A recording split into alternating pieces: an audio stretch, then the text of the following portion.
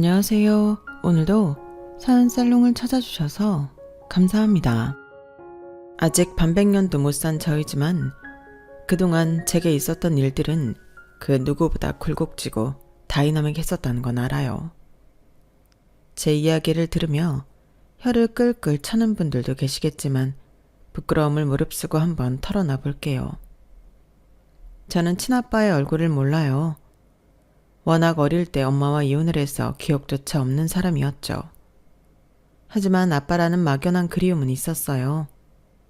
다른 친구들은 모두 아빠가 있고 주말마다 손잡고 놀러 가는데 저는 그럴 사람이 없었으니까요. 엄마는 아빠의 공백을 느끼지 않게 해주려고 부단히 노력했지만 아빠가 채워줘야 하는 공간은 언제나 뻥 뚫린 느낌이었어요. 그러던 어느 날 엄마가 남자친구라며 한 아저씨를 제게 소개해 주었어요. 엄마 나이에도 남자친구가 있을 수 있다는 것을 그때 처음 알게 되었어요. 아마 당시 제 나이 12살 정도였던 것 같아요. 엄마는 곧 아저씨가 저의 새로운 아빠가 될 것이라는 발표를 했고 그로 인해 다른 지역으로 이사도 갈 수 있다고 말해 주었죠. 그때는 속으로 엄마와 아저씨가 빨리 헤어졌으면 좋겠다고 기도했어요. 정든 제 동네를 떠나고 싶지 않았으니까요. 친구들과도 헤어질 준비가 전혀 되어 있지 않았죠. 하지만 슬프게도 몇 개월 후 엄마와 그 아저씨는 정말 부부가 되었어요. 엄마 손에 이끌려 낯선 동네로 오게 되었고 전학 온 저를 바라보는 새로운 아이들의 눈이 무서웠죠. 그때부터였던 것 같아요. 삐뚤어진 마음이 자리 잡기 시작했던 건 말이에요. 엄마와 아저씨는 첫 연애를 시작한 사람들처럼 서로를 챙겨주고 사랑하는 눈길로 바라보더군요. 저는 그것도 너무 싫었어요. 아저씨에게는 툴툴거렸고 엄마에게는 소리까지 지르는 나쁜 어린이가 되어버렸죠. 원진아, 이번 주 주말에 차 타고 30분 정도 거리에 있는 공원에 놀러 가자. 날씨도 너무 좋고 엄마가 맛있는 김밥 쌀 테니까 가서 돗자리 펴고 먹자. 어때? 싫어. 무조건 싫다고만 하지 말고 같이 가자. 그렇게 가고 싶으면 엄마나 아저씨랑 가. 너 때문에 가는 거야. 원진이 너랑 같이 좋은 데 가서 바람도 쐬고 기분 전환하려고. 나랑 좋은 데 가고 싶었으면 여기를 오지 말았어야지. 혜지랑 미경이랑 다 헤어지게 만들고 이제 와서 무슨 좋은 데야. 원진아, 제발. 엄마가 아저씨랑 결혼하려고 이 먼 데까지 나 데려온 거잖아. 엄마나 가버리지. 난 여기 싫어. 너무 싫어. 죽도록 싫어. 엄마만 잘 살려고 온 거 아니야. 우리 두 모녀 여기서 새 출발하고. 엄마나 해, 그 새 출발. 원진아, 원진아. 저는 한번 엇나가기 시작하자 걷잡을 수 없이 삐뚤어지기 시작했어요. 중학교에 들어가서 저의 비행은 더욱 심해졌죠. 더원진, 너 제정신이야? 네가 나이가 몇인데 어린애들 돈이나 뜯고 그래, 어? 뜯은 거 아니에요. 차비 없어서 걔네한테 빌린 거예요. 넌 초등학생한테 차비를 빌리냐? 그래서 그 돈 갚았어? 그냥 나중에 만나면 갚으려고 했어요. 너 이렇게 막 살다가는 학교 잘려. 알아? 네 인생도 잘린다고. 내일 당장 어머니 모셔와. 엄마의 학교 방문 횟수를 늘려갔고 올 때마다 머리를 조아리며 선생님께 연신 사과만 하고 돌아갔어요. 그런 엄마의 모습을 보면 저는 가슴속에서 더 화딱지가 나서 어떻게 하면 더 망가질 수 있을까 연구했어요. 원진아, 네가 깡패야? 왜 초등학생 돈을 뜯어? 엄마가 용돈 적게 주는 것도 아니잖아. 아, 왜 잔소리야. 그냥 내 멋대로 살게 냅둬. 너 진짜 이럴래? 언제까지 이렇게 막 나갈 거야? 엄마는 신경 쓰지 마. 아저씨랑 행복하게나 살아. 도원진, 너 진짜? 처음 담배를 걸린 날에는 아저씨한테까지 꾸지람을 들었죠. 원진아, 도대체 뭐가 불만이니? 우리 같이 산 지도 벌써 4년째야. 왜 이렇게 아저씨한테 마음을 안 주는 거니? 제 마음이 뭐가 중요해요. 아저씨는 엄마랑 둘이 짝짝꿍이나 하세요. 원진아, 난 정말 엄마를 사랑하고 너를 내 딸로 생각해. 거짓말하지 마요. 친딸도 아닌데 어떻게 친딸로 생각해요? 네가 아직 이해하지 못하는 어른들의 세계가 있어. 나는 정말 너랑 잘 지내고 싶고 누구보다 따뜻한 아빠가 되어주고 싶어. 고난이 닥치면 다 막아주는 든든한 아빠도 되고 싶고. 제발 아저씨한테 마음을 좀 열어주면 안 될까, 원진아? 엄마와 아저씨의 간곡한 부탁에도 저는 하루가 다르게 속을 썩이는 못난 딸이 되어가고 있었어요. 하지만 제가 이만큼 나쁜 짓을 하면 엄마랑 아저씨가 날 버리겠지 했을 때도 저를 포기하지 않았어요. 저의 비행은 그때 멈췄어야 했어요. 18살이 된 저는 당시 같이 어울리던 남자애를 만나고 있었는데 덜컥 임신을 해버리고 만 거예요. 아이가 제 뱃속에 있어도 그게 얼마나 중요하고 대단한 건지 저희는 아무것도 모르고 있었어요. 아씨야, 박경원, 나 임신했다고 어쩔 거냐고. 진짜 맞아? 개 웃기네. 임신할 줄 누가 알았나? 장난치지 말고 배불러서 학교를 어떻게 다녀? 학교 그만두면 되지. 야, 네가 그만두는 거 아니라고 막말하냐? 아이, 도원진, 내가 애 아빠잖아. 내가 책임지면 되잖아. 뭘 이렇게 성질을 부려. 여기 담배 한 대 피고 술 한 잔 털어 넣으면서 흥분을 좀 가라앉혀봐. 어? 남자친구도 철이 너무 없어 사태의 심각성을 모르고 있었죠. 진짜 나 책임질 거야? 그렇다니까. 어떻게 책임질 건데? 뭐 어떻게든 되겠지. 술이나 한잔 우선 마시라니까. 같이 놀던 친구들 역시 제 임신 소식에 낄낄거리기 바빴고 진지함이 조금 더 없던 남자친구의 책임지겠다는 말에 철없이 시간만 보내버리고 말았어요. 결국 골든타임을 놓쳤고 배는 점점 불러와 교복이 더 이상 맞지 않자 엄마가 눈치를 채게 되었어요. 원진아, 너 요즘 왜 그렇게 배만 나오니? 살 찐 거야? 살 찔 수도 있지 뭐가. 너 엄마한테 솔직히 말해봐. 도대체 무슨 일이야? 아, 뭐가? 왜 교복이 맞지 않을 정도로 배가 이렇게 나오는 거냐고? 저는 엄마 손에 이끌려 산부인과에 갔어요. 6개월이 다 되어가네요. 네? 6개월이요? 성별도 다 나왔어요. 여자아이예요. 세상에, 원진이 너 이 지경이 될 때까지 왜 아무 말도 안 했어? 엄마한테 얘기를 했어야 될 거 아니야? 말했으면 엄마가 어떻게 했을 건데? 내 인생이야, 참견하지 마. 넌 내 딸이야. 어떻게 참견을 하네. 아이를 갖는다는 게 얼마나 힘들고 어려운 일인지 알아? 왜 이렇게 될 때까지 말을 안 했어? 엄마는 그날 제 앞에서 통곡을 하며 울었고 저는 그때까지도 엄마가 쇼를 한다고 생각해 팔짱만 끼고 앉아 있었어요. 그날 저녁 엄마는 삼계탕을 끓여놓고 아저씨와 함께 식탁에 둘러앉았어요. 원진아, 얘기 들었다. 너를 비난할 생각 추호도 없다. 하지만 미리 우리에게 알려줬다면 너 혼자 이렇게 배만 키우고 있지 않았을 거 아니니? 어? 말했으면 애 지우라고 했을 거 아니에요. 뭐? 아니다. 절대 아니야. 내가 아저씨 말 어떻게 믿어요? 내가 하는 짓들은 다 병신같이 바라보면서 임신했다고 하면 당장 데려가서 수술이나 시키려고 했을 거 아니에요. 착한 척하지 마요. 도원진! 김이 모락모락 나는 삼계탕에는 손도 대지 않고 아저씨는 화가 나 집을 나갔고 엄마는 절망스럽게 고개를 떨구고 있었어요. 우선 먹어. 뭐? 그동안 너 집에서 밥 먹은 적 거의 없잖아. 엄마가 먹은 게 다 애기한테 가는 거야. 지금부터라도 영양가 있는 거 챙겨 먹어. 먹고 싶은 거 있으면 다 말하고. 그 와중에도 엄마는 제 앞으로 삼계탕과 반찬들을 밀어주며 안쓰러운 눈으로 저를 바라보았어요. 내일 그 남자의 집이랑 만나보자. 그 집 부모님은 어떻게 생각하시는지 얘기 좀 들어보자. 며칠 후 저는 엄마와 남자친구 그리고 그의 엄마 넷이 한자리에 있게 되었어요. 남자친구 엄마는 벌써 팔짱을 끼고 앉아 제게 시선도 주고 있지 않았어요. 이런 일로 뵙게 돼서 송구스럽습니다. 어쨌든 이미 벌어진 일이고 어떻게 하면 좋을지 말씀을 좀 들어보고 싶습니다.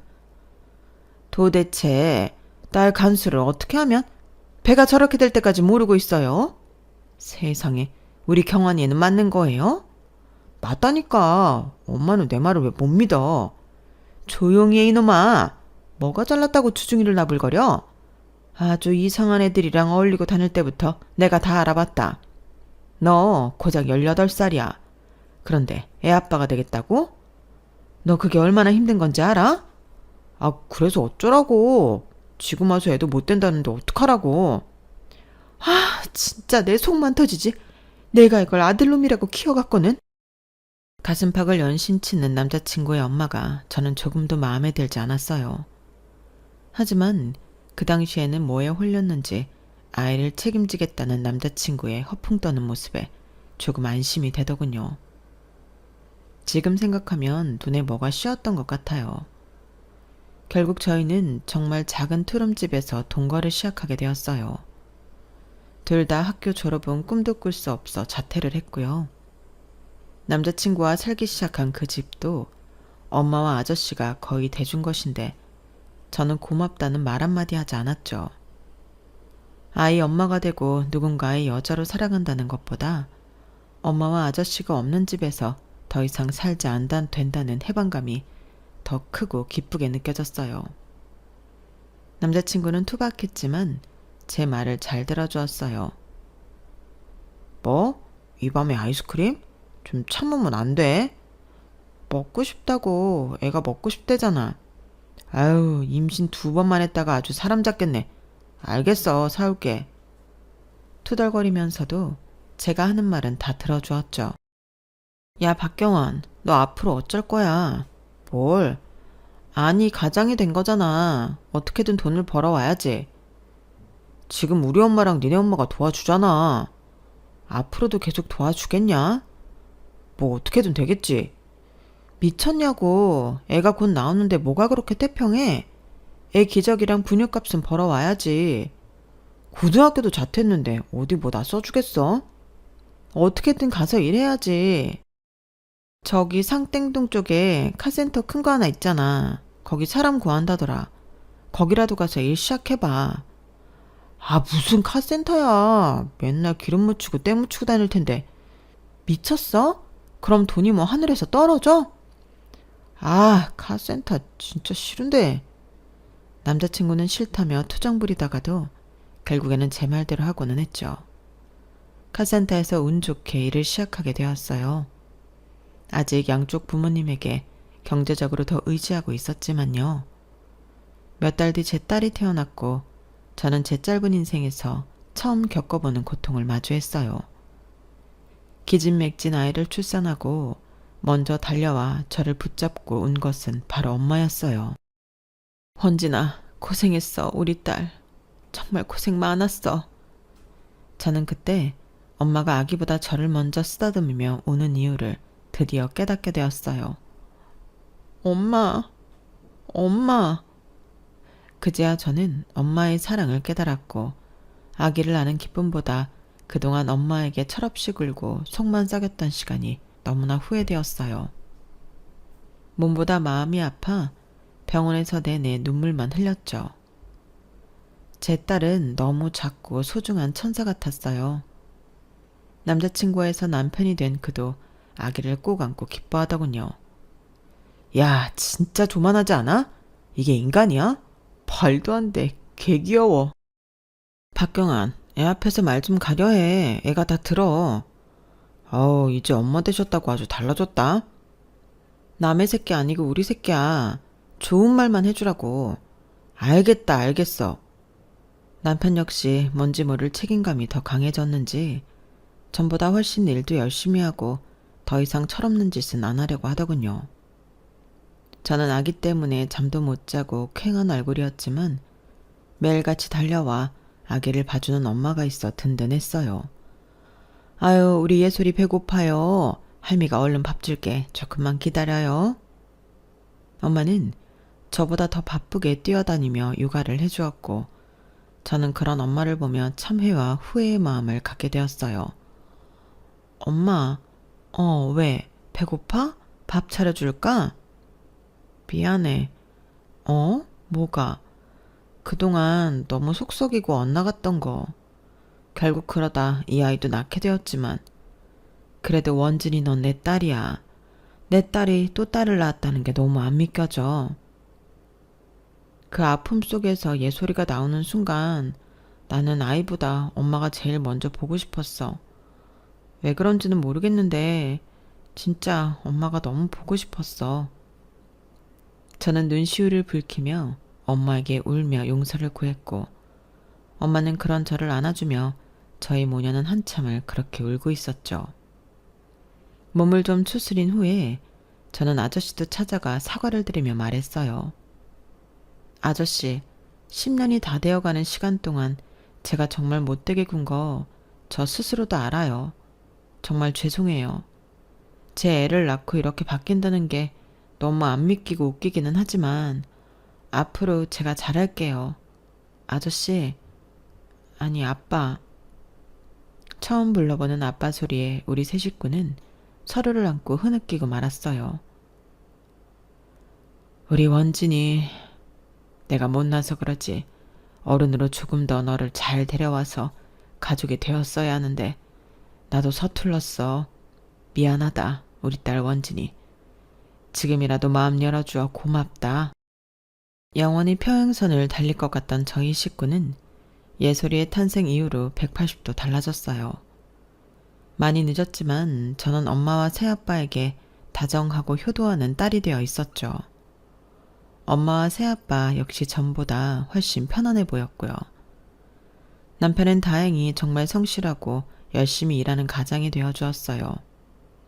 하루하루 다르게 커가는 예솔이를 볼 때면 더 힘이 솟는다며 철부지에서 벗어난 것 같이 행동하더군요. 저는 더 이상 바랄 게 없었어요. 다정한 부모님과 성실한 남편, 누구보다 소중한 내 딸까지. 남부러울 것이 아무것도 없었죠. 그러다 아들까지 임신해 23살에 저는 벌써 두 아이의 엄마가 되었죠. 5년 전 철없는 비행 총선이었던 남편과 제가 어느덧 한 가정을 꾸리고 살고 있는 것이 거짓말 같았어요. 너무 행복하고 소중한 시간들이었어요. 콩나물처럼 아이들은 쑥쑥 커갔고 남편 역시 많은 성장을 했어요. 큰 호기심이 없고 묵묵하게 자기 일만 하는 타입이었던 남편에게 저는 옆에서 많은 조언을 해주었어요. 사장님이 이번에 새 설비 들이신다는데 다루기가 좀 어렵고 복잡한가 봐. 그런 걸 도대체 왜 갖다 놓는 건지. 예솔아빠, 잘 생각해봐.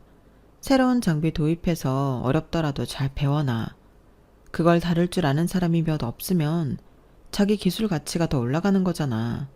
긍정적으로 생각해. 그런가? 다행히 남편은 제가 권하는 것은 망설이지 않고 다 잘 듣는 편이었고 덕분에 카센터에서도 가장 역량 높은 직원으로 손꼽히는 것 같았어요. 철부지 남자친구였던 그가 정말 성실한 가장으로 변해가는 모습이 놀라웠죠. 몇 년 뒤 사장님이 개인 사정으로 카센터를 접고 다른 지역으로 가게 되었는데 제가 남편에게 그곳을 인수해서 사업을 키워보자고 독려했어요. 남편은 살짝 두려워했지만 결국 밀고 나가기로 했죠. 초반에 가게 인수 때문에 이리저리 돈을 빌려야 해서 조금 힘들었지만 남편은 곧 모든 것을 제자리에 돌려놓더군요. 카센터를 인수한 지 8년 만에 모든 빚을 갚고 옆에 있던 3층짜리 건물까지 매수할 생각까지 하고 있었죠. 당시 저와 남편 모두 30대 초반의 나이였고 남편은 점점 성공한 사장님 소리를 들으며 어깨에 힘을 주고 다니게 되었어요. 저 역시 일찍 성공한 남편이 자랑스러웠고 대단하다고 느껴졌어요. 우리 예솔아빠 고등학교 때는 공부는 안 하고 맨날 뒷골목 가서 담배나 뻑뻑 피워대면서 술 마시던 모습은 어디 가고 이렇게 사장님 소리 들으면서 비싼 시계 차고 다닐 줄이야 누가 알았겠어. 그때 카센터 내가 인수한 게 신의 한 수였지. 지금 리모델링하는 옆 건물 있잖아. 거기 완전 외제차 덕후들이 환장할 만한 것들로 꾸며놓을 거야. 그럼 앞으로 돈 많은 손님들이 더 많이 오겠지. 돈을 깔고 앉게 생겼어. 그동안 정말 고생 많았어. 어린 나이에 아빠 되어서 열심히 일하고 애들 잘 키워줘서 고마워. 원진이 너 없었으면 나도 뭐 아직 개털이었겠지. 이래서 남자는 여자 말 들어야 한다나 봐. 하지만 우리 행복도 채 오래가지 못했어요. 남편의 사업은 점점 속도를 내며 상승선을 탔고 주변에서 유혹의 손짓도 많이 받게 되더군요. 이번에 김민철 그 자식이 외제차 딜러 새로 시작했다고 나랑 동업하자고 하더라고. 내 쪽으로 소개 많이 해주겠다고 같이 일하자고 그러네. 예, 솔아빠. 민철 씨 지난번에 음주운전해서 이혼당하고 재산 다 말아먹은 그 사람 아니야? 외제차고 뭐고 그런 사람이랑은 거리 두면서 지내. 걔 완전 옛날 버릇 다 고치고 새 사람 됐어. 외제차 가진 차주들이 돈을 잘 쓴단 말이야. 도움이 많이 될 것 같은데. 아무리 그래도 그 사람이랑 같이 일하는 건 좀 아닌 것 같아. 잘 생각해봐. 그렇게 위험한 거 아니래도. 남편은 자신의 성공이 뻗쳐나갈수록 더 이상 제 말에는 귀 기울이려 하지 않았어요.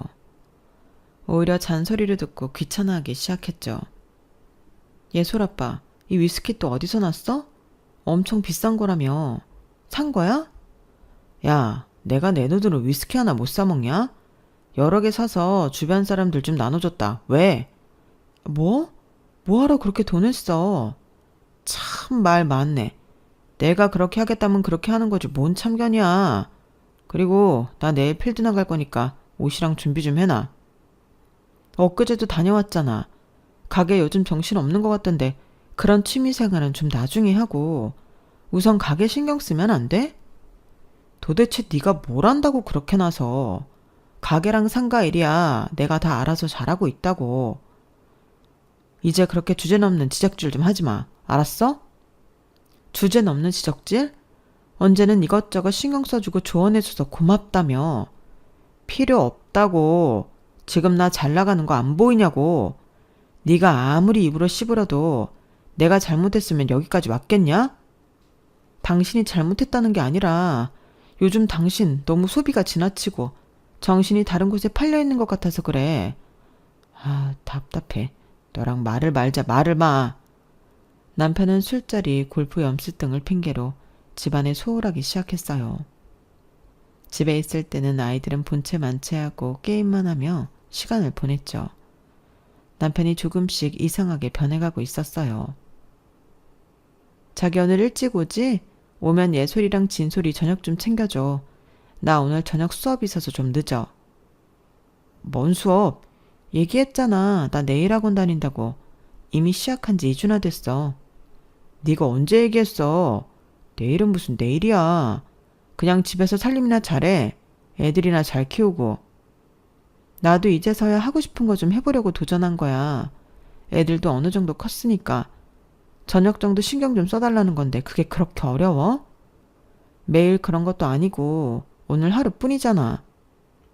나가서 돈 벌면 아주 눈에 쌍심지를 켜고 덤비겠네. 그런 내일 배워서 어디에 써먹는다고? 당시 저는 내일에 관심이 많아 민간 자격증 취득을 도와주는 학원에 다니고 있었어요. 아이들이 조금 더 크면 저도 제 힘으로 돈을 벌고 사회생활도 하고 싶었거든요. 그런데 남편은 제가 뭘 좋아하는지도 모르고 관심도 없더군요. 저희 부부 사이의 틈이 조금씩 더 벌어지고 있었죠. 제가 하는 일에 태클 거는 것은 아무것도 아니었어요. 남편은 저희 부모님까지 툭 하면 무시하기 일쑤였죠. 이번에 아빠 생신이야. 애들이랑 같이 갈 거니까 다른 약속 잡지 마. 아, 너희 새아빠? 뭐? 갑자기 왜 그래? 갑자기 생각해보니까 친아빠도 아닌데 뭐하러 매년 생일까지 챙기나 싶어서. 친아빠 새아빠가 어딨어. 지금까지 나 잘 길러주신 분한테. 그래. 우리 원진이가 어릴 때 참 속 많이 썩혀드리긴 했지. 왜 옛날 얘기를 들먹여? 장모님도 어릴 때 좀 노셨나? 그래서 네가 그때 그렇게 환장하고 논 거였나? 야, 박경환. 갑자기 또 무슨 시비야. 우리 엄마가 논 거랑 나랑 무슨 상관이야? 뭐 유전자가 좀 영향이 있나 싶어서. 우리 예솔이 진솔이도 조심해야겠네. 엄마가 보통 양아치였어야 말이지. 나만 그랬어? 너도 생 양아치였거든? 누가 뭐래? 그래서 우리가 사고쳐서 18살에 예솔이 낳았잖아. 남편의 12조는 어디로 튈지 몰랐어요. 저와 저희 부모님까지 다 조롱하더군요. 그뿐이 아니었어요. 이번 달에 진솔이 학원 하나 더 다니고 싶대. 생활비 조금만 더 붙여줘. 내가 ATM 기계냐? 뭐 카드 넣으면 돈 뺄게? 왜 이렇게 돈돈거려? 네가 벌어서 학원비 대줘. 나도 지금 내일 직원 구하는데 알아보고 있어. 그 전까지는 내가 돈 넣을 데가 없잖아. 그리고 내가 쓰는 것도 아니고 애가 욕심이 나서 학원 더 다니고 싶다고 하는 건데 그걸 어떻게 잔소리하면서 할 얘기야? 다라고 뭐 찌르면 돈이 마구 나온 줄 아냐? 당신이 지난달 상가 수입 전보다 더 많았다고 좋아했잖아. 나도 다 돈 쓸 때 있거든? 그렇게 당연하게 내 돈 가져가려고 하지 말라고.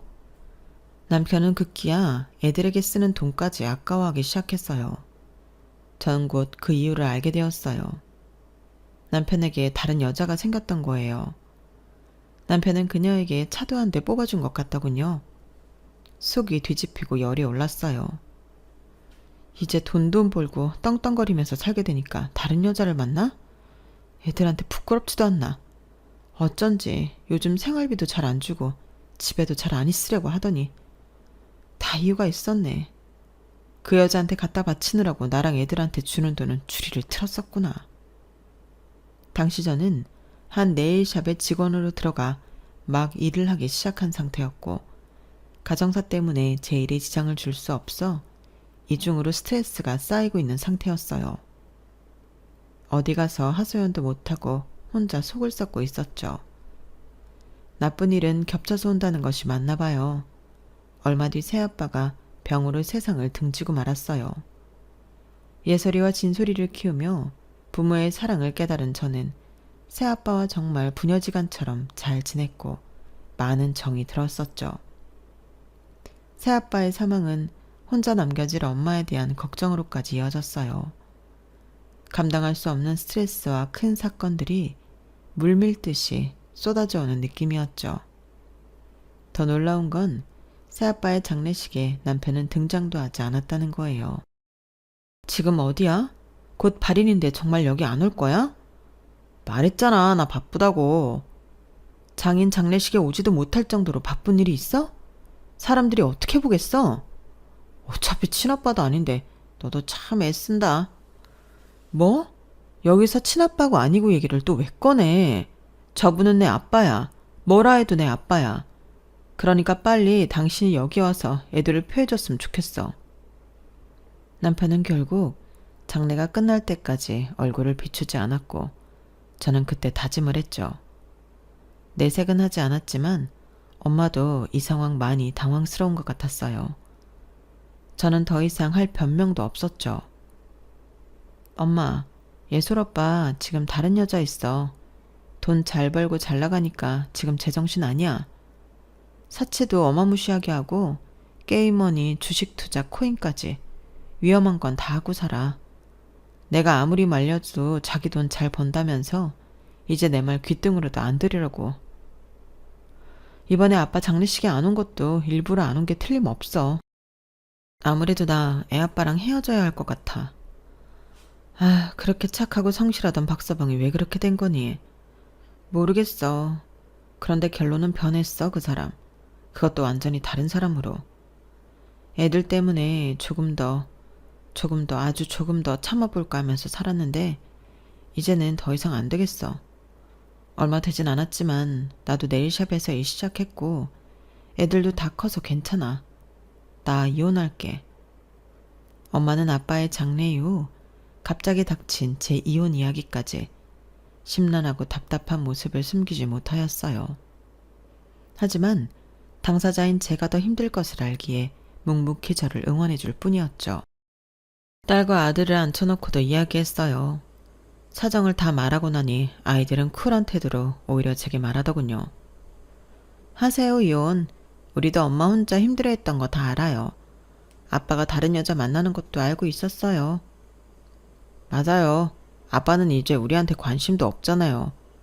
외할아버지 장례식에는 오지도 않고 외할머니 무시하는 말투까지 저희도 다 느끼고 있었어요.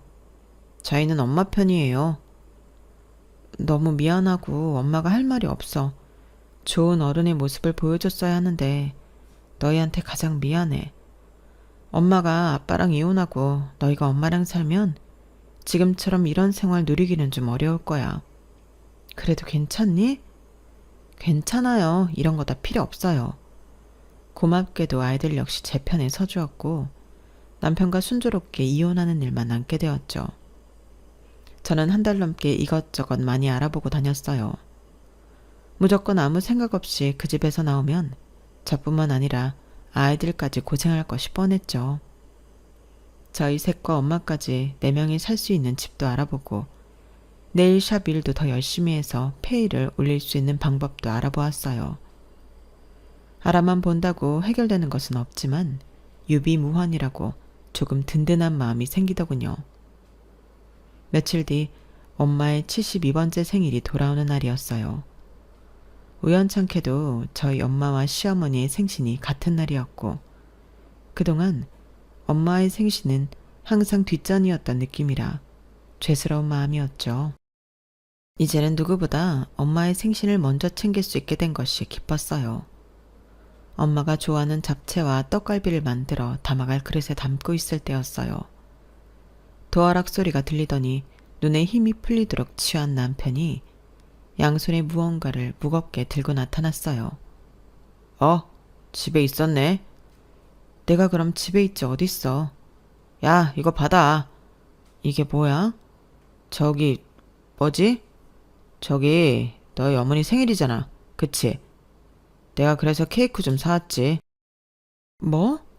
저는 솔직히 내심 좀 놀랬어요. 남편은 우리 엄마의 생신에 이렇게 서프라이즈로 무언가를 사온 적이 없거든요. 잠시 남편에 대한 제 마음이 흔들리더군요. 케이크를 제게 건넨 남편은 신발을 벗고 거실에 명품 브랜드 쇼핑백을 힘없이 내려놓았어요.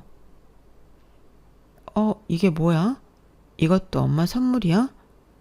남편은 얼마나 취했는지 제 말을 듣지도 못하고 윗도리를 억지로 벗으려 하더군요. 이게 무슨 쇼핑백이야? 이거 엄청 비싼 거잖아. 야, 손대지 마. 뭐? 이거 네 거 아니야. 니네 어머니 것도 아니고. 그럼 누구 건데? 우리 엄마. 뭐라고? 지금 장모님한테는 다 흐트러진 케이크 갖다 주라고 그러고 당신 엄마한테는 이 비싼 백을 선물로 준다고? 돈은 내가 벌지 네가 버냐? 그리고 부모도 급에 맞게 선물을 받아야지. 우리 엄마랑 니네 엄마랑 같냐? 혀가 꼬부라지다 못해 말려 들어가는 발음으로 남편은 못된 말을 내뱉더군요. 급? 박경환, 네가 언제부터 급 따졌어? 그래서 우리 집은 너랑 급이 안 맞는다? 참나, 돈 잘 벌고 다들 네 앞에서 굽신거리니까 평생 잘 나갈 것 같아? 앞으로 너 혼자 잘해봐라. 난 애들이랑 이 집에서 나갈게. 이혼해.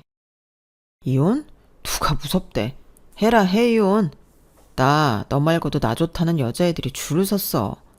걔네한테 줄 돈은 있어도 도원진, 내가 너한테 줄 돈은 없다. 알몸으로 나가. 술에 취해 너무 흔들어서 형체도 알아보기 힘든 케이크를 그에게 던지고 저는 짐을 챙겨 나왔어요. 남편은 그 상태로 잠이 들었는지 나중에 아이들이 나올 때까지 거실에 엎어져 자고 있었다고 하더군요. 그게 그 사람과 마지막이었어요. 이혼은 순탄치 않았지만 제가 아이 둘을 다 데리고 간다는 조건에 한 달의 일정 양육비를 받기로 했죠. 이혼이 결정난 후에도 그 사람은 제게 손깍질을 하며 못난 말만 하고 끝내더군요. 애들 성인 될 날 얼마 안 남았다. 양육비도 그때까지만이야. 알겠어? 애들 크면 이제 한 푼도 너한테 돈 보내는 일은 없을 거다. 저는 전에 미리 봐두었던 작은 집에 엄마까지 모시고 와서 아이들과 함께 살기 시작했어요. 아이들에게 좋은 환경을 제공해주지 못해 죄책감이 들었지만 저런 아빠 밑에서 크는 것보다는 훨씬 나을 거라 다독이며 앞으로 살 것에 대해 더 고민을 하게 되었어요. 새 집으로 이사 온 지 6개월이 지났고 다행히 착한 새 아이들은 잘 적응해 주었어요.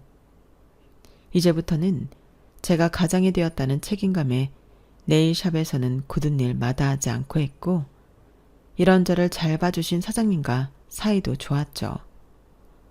어느 날 엄마가 저를 불러 조용히 통장 하나를 내밀었어요. 엄마, 이게 뭐야? 돈이야. 어? 무슨 돈? 저는 통장을 열어보고 제 눈을 몇 번이나 씻어가며 액수를 세보았어요. 1, 10, 100, 1000만, 10만, 100만, 1000만, 억, 10억, 15억? 엄마, 15억이 맞아? 지금 내가 잘못 본 거 아니지? 15억 맞아. 이렇게 큰 돈이 어디서 났어? 이거 다 넣어주려고. 뭐? 15억을? 왜? 아니, 이 돈 어디서 나온 거야? 어? 엄마는 흥분한 저를 다독이며 차근차근 이야기해 주었어요. 아빠가 돌아가시기 몇 년 전에 들었던 사망보험이 있었거든. 그거 보험료도 부담되고 해서 내가 들지 말라고 엄청 말렸었는데, 아빠는 이렇게 될 줄 알고 있었는지 나중에 자기가 먼저 가면 원진이한테 그동안 아무것도 해준 게 없어서 이런 거라도 남겨주고 싶었다면서 가입하더라. 그 중에서 사실 11억이 보험금이고 나머지 4억 정도는 아빠랑 엄마가 일하면서 모은 거야. 저는 아빠 소리에 눈물부터 터져 나왔어요. 아빠가 날 위해 들어놓은 사망보험금이라고? 엄마랑 결혼하고 널 데려오면서부터 항상 너에게 마음에 빚이 있었대. 혹시라도 친아빠가 아니라서 네가 더 삐뚤게 나가는 것 같아서 바로 잡아보려고 노력도 많이 했지만 마음처럼 되진 않았지. 그래도 네가 예솔이 낳고 달라져줘서 우리가 얼마나 기뻤는지 몰라. 엄마도 좋았지만 아빠가 특히나. 드디어 원진이 네가 자신을 아빠로 생각해주는 것에 대해 울면서 기뻐했어. 너한테 티는 못 내고. 아빠. 물론 이 보험금 수령은 엄마가 했지만 원래 주려고 했던 대상 자체가 너였어. 우리가 이렇게 같이 살면서 30년 가까이 모은 돈을 주는 것도 네가 목적이었어, 원진아. 그러니까 잘 받아줘. 엄마가 가져야지 왜 날 줘. 엄마는 네가 예솔이 진솔이 잘 키워주고 이제라도 네 일 열심히 하는 거 봐서 바라는 거 아무것도 없어. 사실 더 일찍 주고 싶었는데 네가 박서방 때문에 힘들어하는 것 같아서 조금 기다렸어. 돈이라는 건 좋은 거지만 이렇게 겹치면 오히려 너한테 안 좋을까 봐. 저는 엄마 손을 잡고 얼마나 울었는지 기억도 나지 않았어요. 마른 눈물이 나올 때까지 온 것 같으니까요. 첫째 딸을 낳았을 때 부모님께 들었던 죄책감과 후회가 더 큰 파도가 와서 제 등살을 때리는 느낌이었어요. 아빠는 이제 옆에 없어서 효도도 할 수 없는데 죄송해요, 아빠. 정말 죄송해요, 아빠. 아빠는 그래도 행복했대. 원진이 너 같은 딸의 아빠가 된 것도 다 하늘의 뜻이었고 네가 손주를 안겨준 것도 모두 너무 좋았다고 엄마한테 그랬어. 후회해봤자 이미 돌아가신 아빠의 손을 잡아드릴 수 없어 저는 목 놓아 울었어요. 너무 늦게 알아버린 아빠의 사랑이 슬퍼서 말이죠. 그 뒤로 또 4년이란 시간이 흘렀어요. 딸과 아들은 모두 성인이 되었죠. 딸은 공부를 좋아해서 좋은 대학교에 진학했고 아들은 체육 쪽에 관심이 많고 좋아해서 운동선수로 미래를 결정했어요. 저는 여전히 네일샵에서 열심히 일했고 엄마도 이목 가게 일을 도와주며 적지 않게 경제적 도움을 주고 있었죠. 통장 안에 15억은 나름 재테크도 잘하고 굴려 2억 정도 더 불려놓았어요. 통장 잔고를 볼 때마다 뿌듯하고 기분이 좋았어요. 깊고 어두운 터널을 지나는 듯 좋은 일들은 또 한꺼번에 몰려오더군요. 엄마와 아이들과 긴 논의 끝에 저희는 건물 하나를 사서 새로 시작하기로 했어요. 꿈에만 그리던 제 네일샵을 차리기로 한 거죠. 여러 부동산 업자들을 만나서 발품을 팔아 마음에 드는 건물들을 보고 다녔어요. 여기 이 상가입니다. 작아 보이지만 실제로 내부의 평수도 아주 잘 빠졌고 주변 상권도 좋습니다. 어, 여기는? 원진아, 여기 전에 그 건물 아니니? 진짜네? 예솔아빠 상가. 아직 사업 잘하고 있는 줄 알았더니 왜 매물로 내놨지? 더 좋은 소식은 경매로 싸게 사실 수 있다는 겁니다. 이렇게 좋은데 정말 좋은 가격에 나왔어요. 경매요? 네. 여기 원래 옆에 카센터 하던 분이 외제차 타는 사람들 대상으로 좋은 것들 죄다 댕행옥 장가했었는데 어느 날부터 힘들어진 것 같더라고요. 6개월도 못 버티고 압류당했어요. 네? 망했다고요? 저도 정확히는 모르겠지만 아무래도 사장으로 있었던 사람이 좀 씀씀이도 크고 가게는 직원들한테 맡기고 밖으로 많이 나돌았나 봐요. 외제차 끌고 다니는 사람들은 신뢰가 생명인데 사장 얼굴을 보지도 못하고 맨날 어설픈 직원들한테 호갱질이나 당하니까 발길을 뚝 끊었다고 하더라고요. 뭐 영원히 잘 살 줄 알았나 보죠. 저는 엄마와 서로 쳐다보며 놀란 표정을 감추지 못했어요.